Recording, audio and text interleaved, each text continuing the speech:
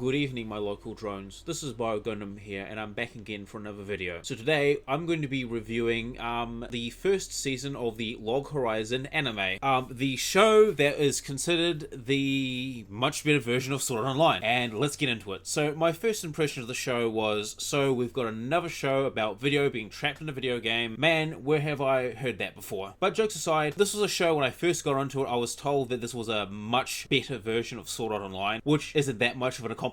However, I was pleasantly surprised with the first few episodes, and maybe this does live up to the hype after all. The story of Log Horizon is about a group of people who get mysteriously transported to the MMORPG known as Elder Tales, after they have the final DLC patch for it, with people now trapped in Elder Tales. It's up to the main character Shiroi to try and figure out what to do in this new world and how to get home. You can tell that the show has a very overused idea that has been milked to death in recent years, with most shows of its ilk being gamer empowerment or otaku pandering crap that became boring and uninteresting after the first 5-ish times the idea got put into practice. Suffice to say, I didn't go into the show with high expectations. I must say though that upon watching Log Horizon, I was pleasantly surprised to see that the presentation and execution of its basic idea was done pretty decently. Not only do they actually focus on the RPG elements and not just on beta males getting lots of pussy or Jesus coons with hack powers, but they actually focus on what would happen if you were trapped in your average MMORPG world. The storyline itself is pretty interesting. While the idea of being trapped in a video game is fairly standard, the idea of trying to establish a basic government and build a community is extremely unconventional. As a bonus, the idea of not having much interest in escaping the game and returning to their presumably crappy lives, but rather staying in the game and making the best of it is a nice touch. The story and presentation were handled quite well, especially in regard to the social political issues between the different guilds and the game NPCs, also known as people of the land, and the psychological issues that may arise from being transported to the game world after all the initial dust has settled. Another thing that really helps sell the story's believability as a whole is the way the cast treat the former game as a new reality, especially regarding how they try to solve the problems that plague the new society, as you would imagine people would in real life. One of the most memorable incidents of something like this happening being the extermination of a faction that practiced slavery and extortion against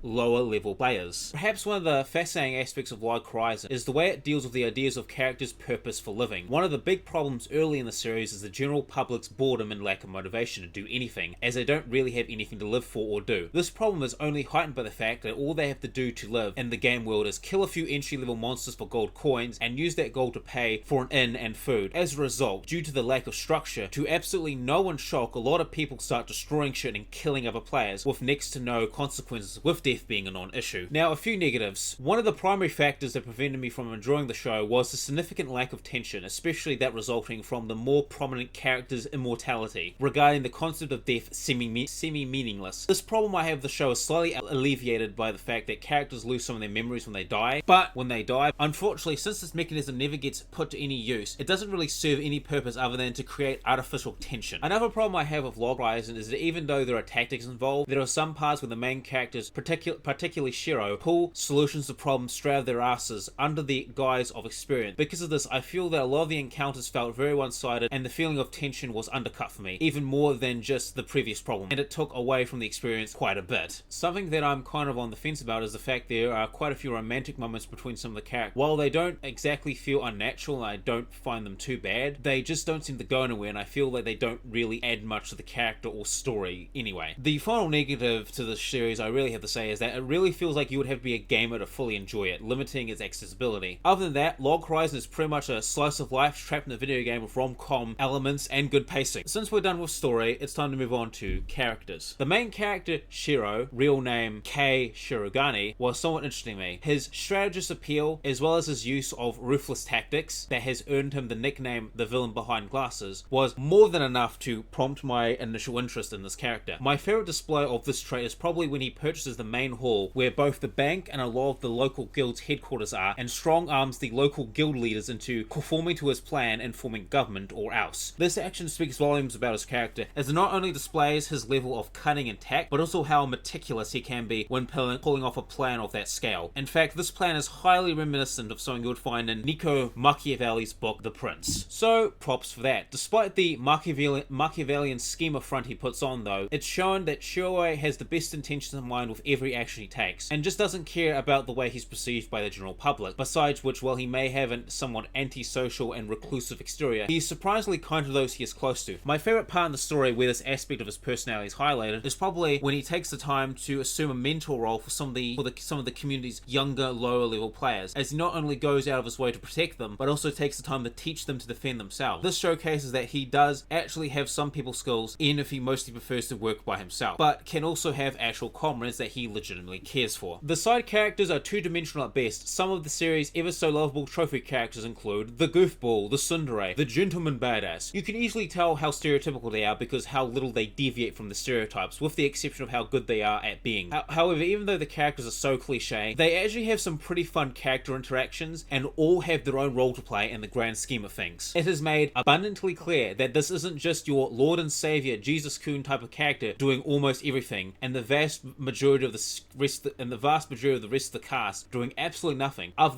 than looking pretty, that is, type of story. Every character, and I mean every character, plays some sort of part in the story, and it doesn't come off as disjointed like a lot of series with such a big cast do, but rather organic. The major problem with the side characters though is that not all of them get the necessary amount of screen time to flesh them out. This not only stretches the narrative too thin, but also makes the characters kind of suffer as a result. Suffice to say though, most of the characters are more than fun and cool enough for that to not be a major problem. Their ample amount of energy and personality also really helps gloss over the aforementioned problem. Unfortunately, there are a few character arcs that are still in progress, so while they may go somewhere in the light novels, as it stands, a sizable portion of the cast remains lukewarm and undercooked. Side note, I found a decent number of the characters relatable in some way or form, as quite a few of them remind me either of myself or people I know in real life, which I found pretty cool. Now, when it comes to animation, the animation was fine for the most part. The backgrounds were alright, but nothing really to write home about, as more often than not, they look rather unfocused and sometimes even kind of fuzzy, with there only being a few decent shots in the entire show that look decent. They all have these very bright color schemes which looked nice and all, but were kind of sore for my eyes at time, and I kind of felt like, you know, some of these scenes they could have just dimmed down a little bit, because can they not like hurt my fucking eyes? The character designs, now when it comes to the character designs, they were pretty basic and definitely inferior to the standard of anime of its genre. The most underwhelming thing about the designs of how lacking they were in like the coolness factor that you would expect from video game avatars, especially for high level characters the show mostly focuses on. I was kind of expecting the outfits or tools to look way cooler and more detailed when compared to everyone else under level 50, as in RPGs you generally get, in most RPGs you generally get better and cooler looking gear the more you level up, but nope, there's none of that there. Like there's not really much of a difference like look wise to like say a level 50's character's armor compared to like a level 100's. Like it's really lacking cool, and I think that's a really missed opportunity. Now when it comes to sound, I found the opening and ending songs really annoying at first, but after a while they grew on me. So much so now they have both songs downloaded on my PC, and now they've become like my latest earworm. Whenever I see the opening song show up database, I cannot just help but start singing it, and I would sing it fully now, but I don't want to get fucked over by YouTube's copyright laws. So we're not going to do that. Other than that though, the OST I found was kind of bland and generic at best at times, even if it fits what's going on in context of the show and the scenes. The OST was done by Kanashi. As for the dub and sub, they are both excellent and decent, with Nyata's dub and voice sub actors being exceptional, as they both do a very good job of capturing the character's mature, swagger, gentleman kind of badass appeal. Now when it comes to enjoyment and overall, there are a few things I really liked about the show. Most revolve around the way they tap into some of the potential that this type of setting can have. I like the political dealings, the more comedic elements, and also the fact that every character has their role to play in this newly formed community. I admit though that I also like it for the simple reason that it takes place in a video game, and I happen to be a massive RPG fag. If you're looking for a trap in the video game anime that isn't just otaku pandering or gamer empowerment, and are satisfied with kiddie pool levels of psychology, politics, and social issues that the show presents, then Log Horizon is definitely for you. However, if you've experienced a lot of the tropes typically used in this type of show and are not into video games, then Log Horizon will probably become a tedious watch. This is Bio Gundam signing off. Thanks for listening, and special thanks to my editor Lone Crit for his continued assistance in my franchise. Bio Gundam signing off.